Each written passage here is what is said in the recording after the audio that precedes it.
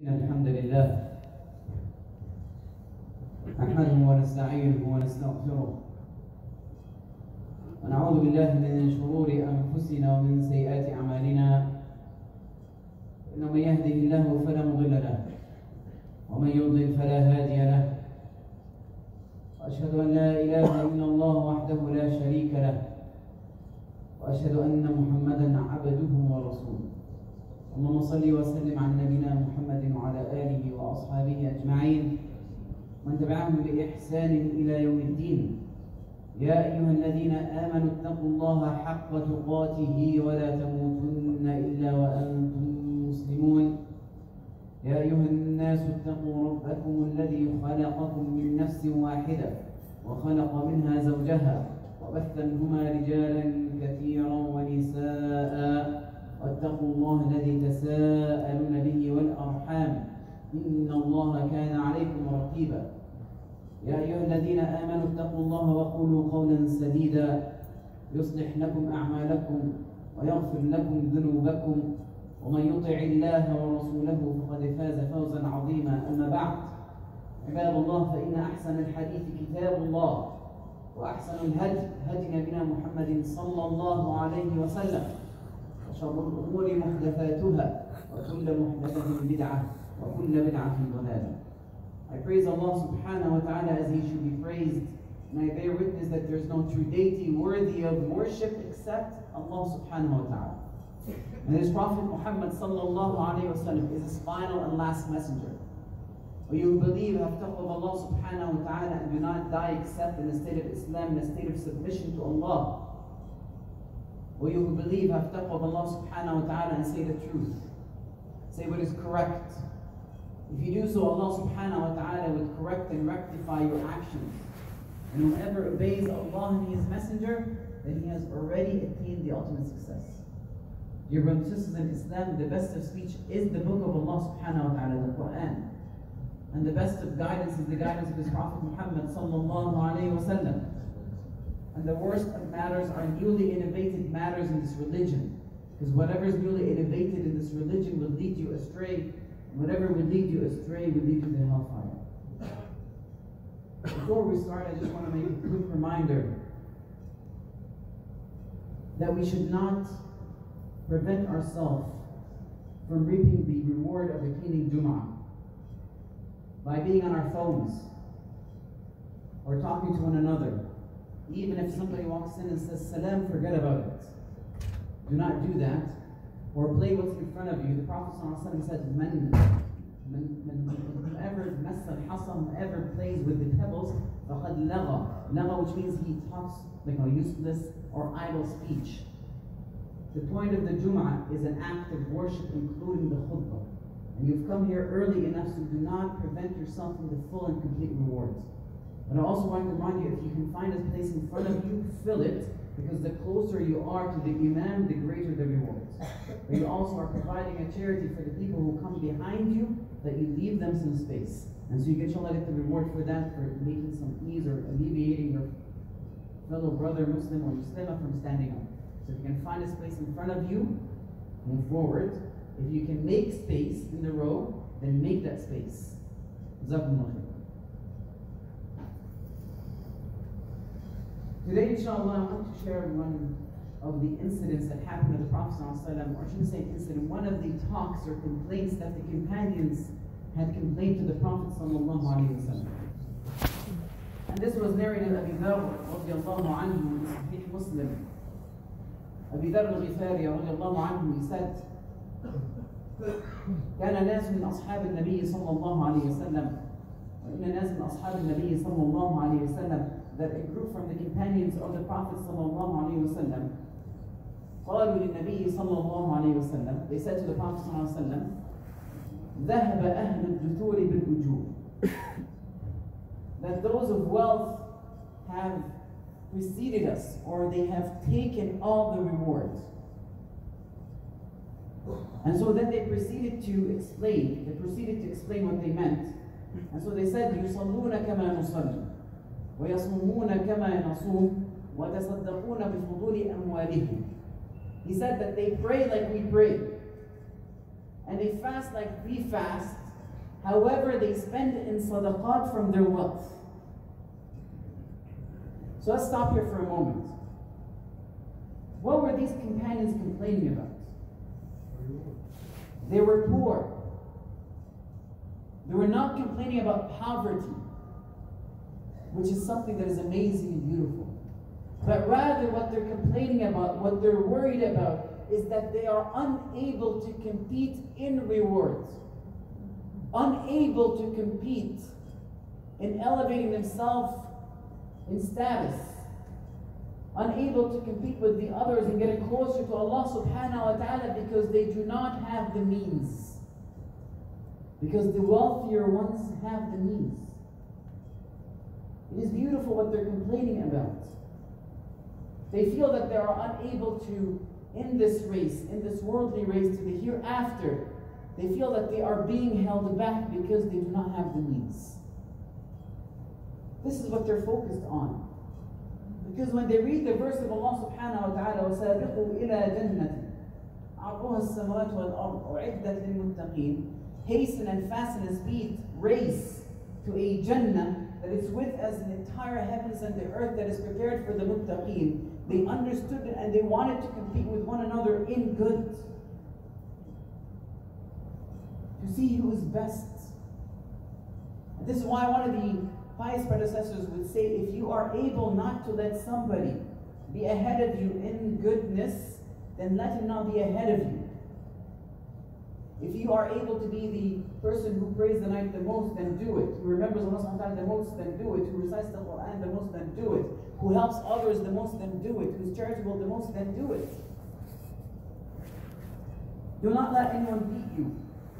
And so the companions understood this. And so they had this feeling.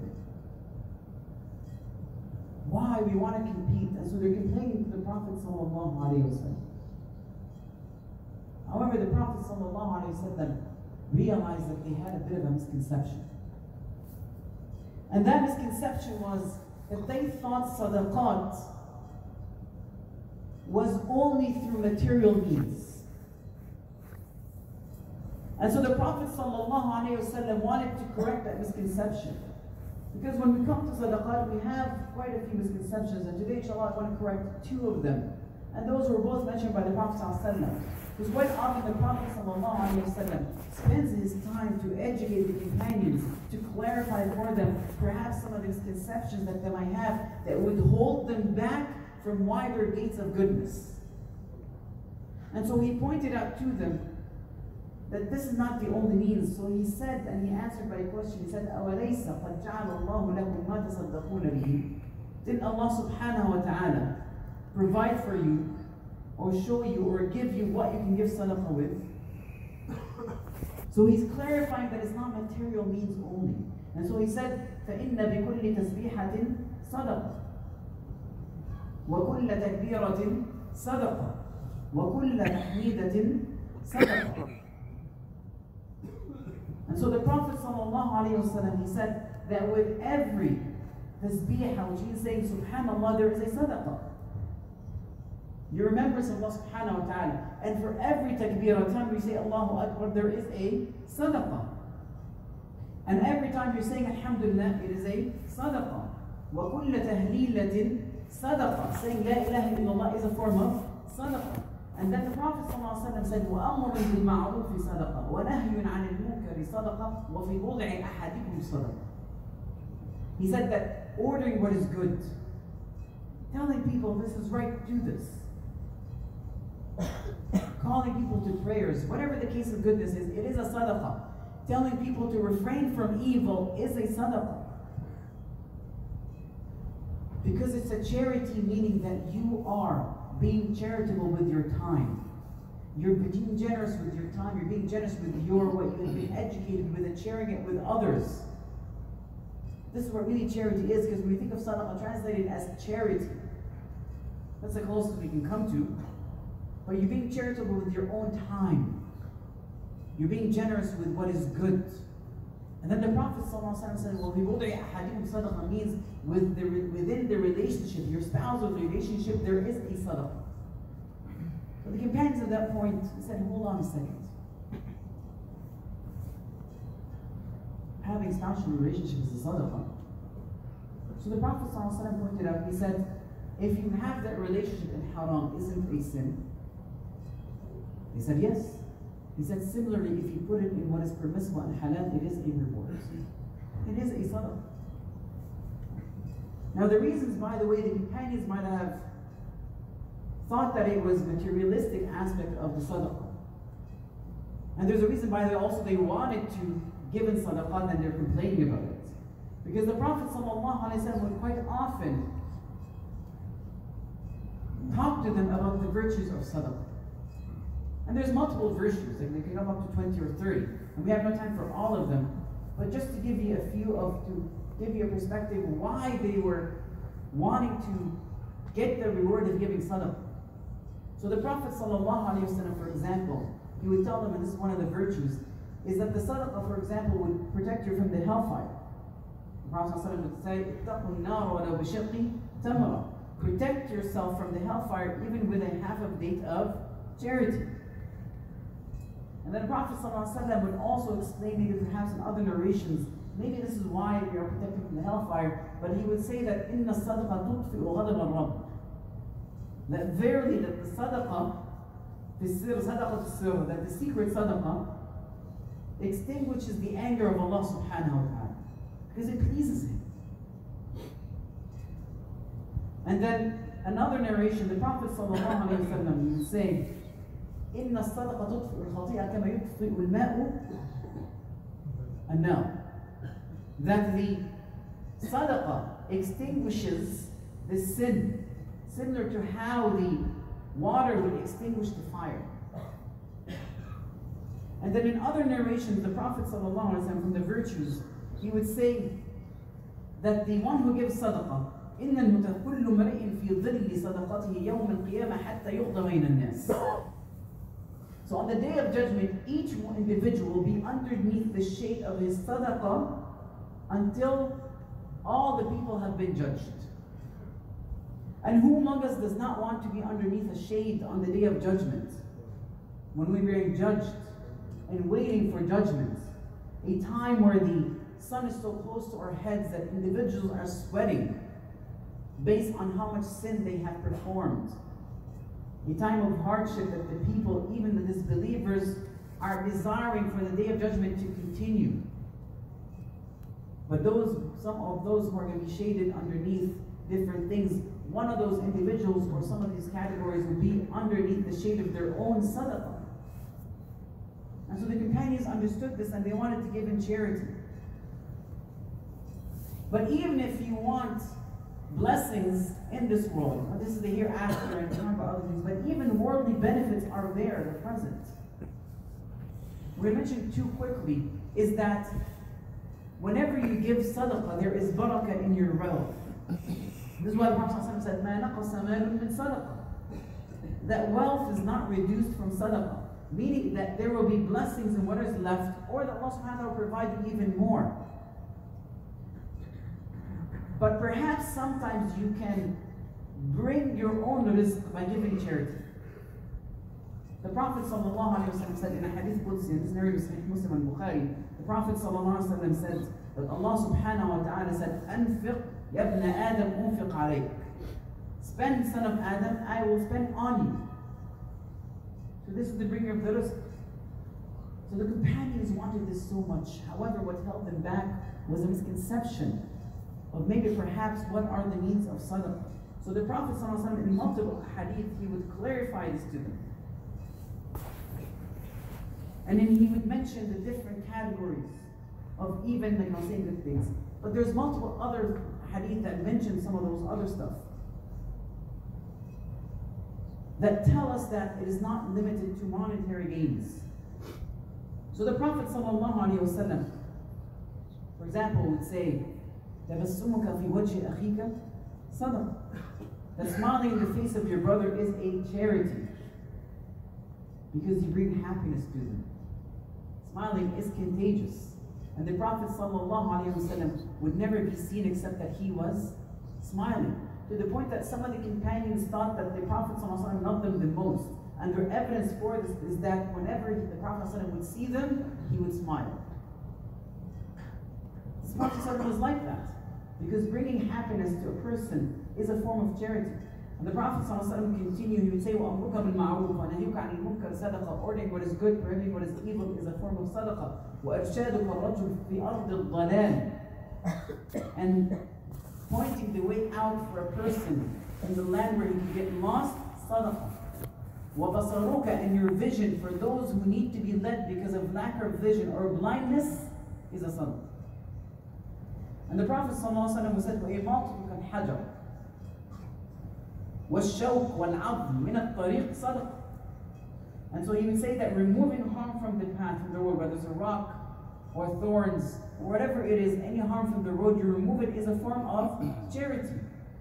وَإِفْرَاغُكَ فِي دَلْوِكَ مِنْ دَلْوِكَ, and to pour from your pail into the pail of your brother is a sadaqah, meaning you're helping them to obtain water, get water, whether for whatever reason they need it. So the Prophet ﷺ is correcting that understanding for them. And Sallallahu Alaihi Wasallam would say, عَلَى كُلِّ مُسْلِمٍ صَدَقَةٌ, for every Muslim there's an obligatory sadaqah. And so the companions once again, they said, well, what if we can't? We don't have the means. And so the Prophet ﷺ corrected that misconception, and he would say, يَعْمَلْ بِيَدَيْهِ صَدَقَةٌ, let him work and give sadaqah. And then provide for himself. فَيَنْفَعْ نَفْسَهُ وَيَتَصَدَّقَ. So you going for a job, if you have the right intention to provide for yourself, is a form of sadaqah. And so they said, well, what if they can't? He said, يُعِينُ ذَا الْحَاجَةِ الْمَلْهُوفِ. They assist the one who is in need of assistance. You see an elderly person, you help them, that is a sadaqah. You see a child who needs some sort of help in performing something, that is a sadaqah. Being charitable with your time, not being stingy. And the Prophet ﷺ, when he was asked, well, what if somebody can't do any of this? They just want to see what's the limit. He said, يُمْسِكُ عَنِ الشَّرِّ, let him withhold from evil, for إِنَّهَا صَدَقَةٌ, for you. He said, refrain from harming others from evil is a charity for you. Now you can imagine if you apply all these things, what kind of world we would live in. The form of charity is whatever social work, spending your time helping others, but the least of it is that you refrain from harming others. Because you don't sadden them. You don't cause animosity between one another.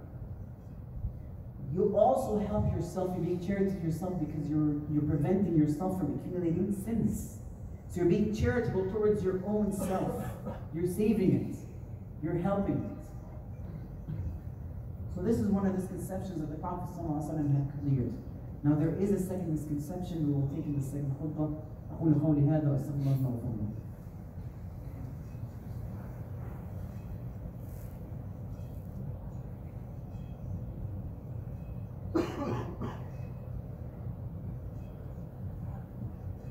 إن الحمد لله حمدا كثيرا طيبا مباركا فيه وأشهد أن لا إله إلا الله وحده لا شريك له وأشهد أن محمدا عبده ورسوله. اللهم صل على محمد وعلى آل محمد كما صليت على آل إبراهيم في العالمين إنك حميد مجيد. يا أيها الذين آمنوا اتقوا الله حق تقاته ولا تموتن إلا وأنتم مسلمون. Now the Prophet ﷺ, when it came to sadaqat, he also corrected another misconception that sometimes you might have. And we do have this misconception, whether it's for cultural reasons or misunderstanding what really sadaqah is for. And this is, I'm referring specifically when we are using wealth as a form of sadaqah. The misconception is that the sadaqah of wealth or mal is not considered a sadaqah unless it's given to the poor.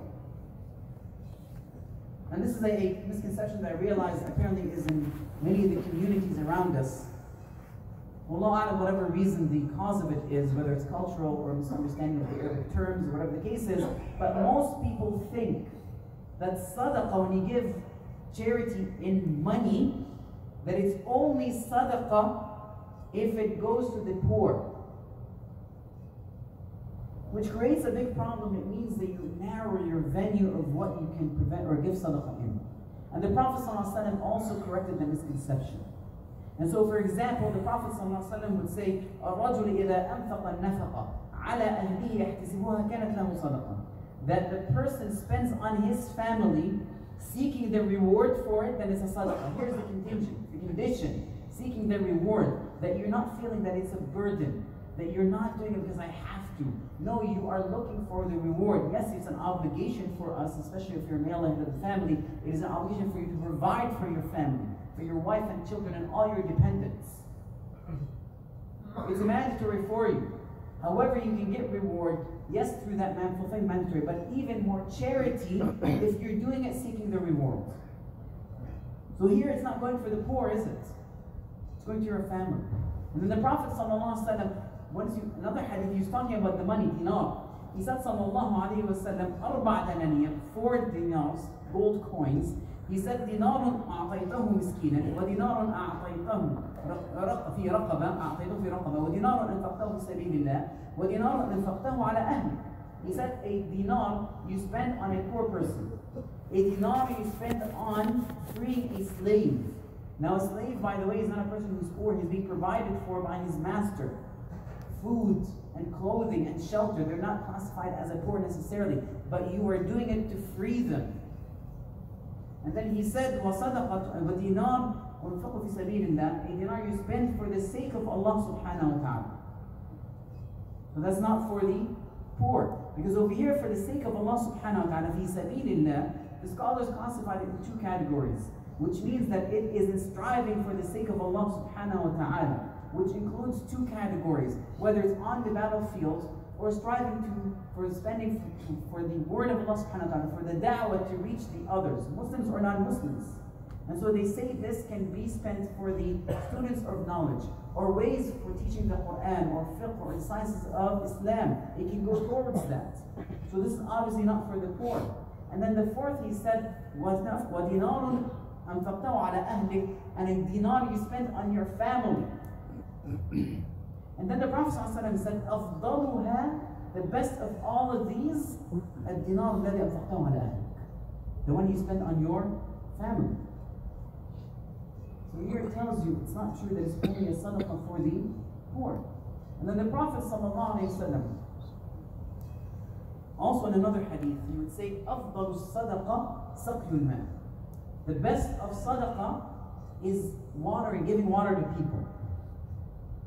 So it's considered a charity, but even a continuous charity. For example, if you dig a well or provide a fountain for the people, and the type of people that drink for it are not necessarily the poor, but it's everything. But even it might include the animals. And for that, there's also a sadaqah. This is why the Prophet ﷺ, in another hadith, he also said, so you plant a seed or a plant, whatever you plant, a tree. If it fruits, anything that eats from it is a sadaqah from you. Anything that goes underneath its shade is a sadaqah for you. That includes animals and humans, poor and rich. Allah subhanahu wa ta'ala says, and this is one of the benefits of truly understanding of tafsir of the Quran and looking into the deep understanding of it. Allah subhanahu wa ta'ala said, in tubdu sadaqat, right? If you show the charity, فَنِعِمَّ هِي, it's good. وَإِن تُخْفُوهَا وَتُؤْتُوهَا الْفُقَرَاءَ فَهُوَ خَيْرٌ لَكُمْ. If you hide that charity, in tubdu sadaqat, which means you do it openly, you show it, then it's good. وَإِن تُخْفُوهَا وَتُؤْتُوهَا الْفُقَرَاءَ, if you hide them and give them to the poor, then this is good. Now Ibn Qayyim rahimahullah, when he was talking about this verse in the Quran, he said if you notice, Allah subhanahu wa ta'ala said when you hide the sadaqat, He tied it down to only one type when you hide it, and that's to the poor. He said the reason behind it is because there are many sadaqat, so he's pointing out there's other forms of sadaqat, that you could not possibly hide. And so it might be better to do it openly, such as building the masajid, paving the roads, or even digging canals for the rivers to flow through. Those are forms of sadaqat. So he's saying that Allah subhanahu wa ta'ala had tied it to the poor for a reason. Which means that it means from this understanding, from this ayah verse, you can understand that the sadaqat is not for the poor. But it's only better to keep it in secret for the poor. All other forms of charity, it might be better to do it openly, because it encourages one another. Now it's important for us to understand this. Because if you understand that, especially where we live in the West, the majority of the things that we are able to perform for our society, community, cannot be done except with us spending charity in it. But the problem is when we have a box that says sadaqah on it, and you only do it for the poor, or the idea is that it's only for the poor, then you have limited your route of doing good, but you also have limited the ability of those to spend it in those ways, which means the people who are collecting, what do they do it with? But in reality, those sadaqat should be spent for the poor, yes, but also for building the masajid, but also maintaining the masajid. The Prophet ﷺ said, whoever builds a masjid for the sake of Allah, he will build a house from in Jannah. That is true. That goes from the sadaqat, not from the zakah, from the sadaqat. And so the sadaqah is general. We should understand this really. Because I've talked to so many organizations in the masjid, and they said we have a bit of a problem. We have all these sadaqat, we don't know what to do with them. I said, I understand. So we have bills to pay for the masjid, utilities, people to pay that you work for, maintenance that is required. There's so many ways to give the sadaqat. And they're saying, no, we can't. I said, why? They said the sadaqah is for the poor. I'm like, where did you get this idea from? He said, many of the people that we gather sadaqah from, this is why they have a box that says sadaqah, and another box that says general masjid sadaqah. I said, they're both the same. They said, no, it's not. I said, no, it's both the same. It makes no difference. A sadaqah is a sadaqah. Do not limit yourself from the goodness that can happen. That sadaqah can be used in a way that it becomes a continuous charity for you on the day of judgment. It's important that we have to understand this. And so as a community, we need to correct this misconception. Like many of the Sahaba, they might have had that misconception. It's okay, because we are sometimes used the understanding of this religion based on our culture or our language. But the Prophet ﷺ, quite often, it is a duty to clarify this and widen the scope of the goodness that we can perform. Whether what kind of sadaqah we can do or where we can spend that sadaqah in. And I ask Allah subhanahu wa ta'ala to make us among those who are like the companions of Allah, who want to race and hasten in the goodness, who feel upset not because they are poor, but because maybe perhaps they are not able to do the best that they can, who are content with what Allah subhanahu wa ta'ala gave them, who strive to please Allah subhanahu wa ta'ala in whatever means that they have in their hands. Allahumma furmina al-ulat, la hay'ihim wal-amwat, Allahumma rahmatika ya arhamar rahimin, as'aluka al-huda wal-tuqa wal-'afafa wal-ghina, ربنا آتنا في الدنيا حسنة وفي الآخرة حسنة وقنا عذاب النار. اللهم أرنا الحق حقا وارزقنا اتباعه وارنا الباطل باطلا وارزقنا اجتنابه. اللهم علمنا ما ينفعنا وانفعنا بما علمتنا وزدنا علما. اللهم أعز الإسلام والمسلمين، اللهم أعز الإسلام والمسلمين وانصرنا على أعداء هذا الدين. اللهم ردنا إلى دينك ردا جميلا، اللهم ردنا إلى دينك ردا جميلا. اللهم ارزقنا الفردوس الأعلى من قرب إليه من قول وعمل، ونعوذ بك من النار من قرب إليه من قول وعمل. وآخر دعوانا الحمد لله رب العالمين. وصلى الله وسلم على نبينا محمد وعلى آله وصحبه أجمعين.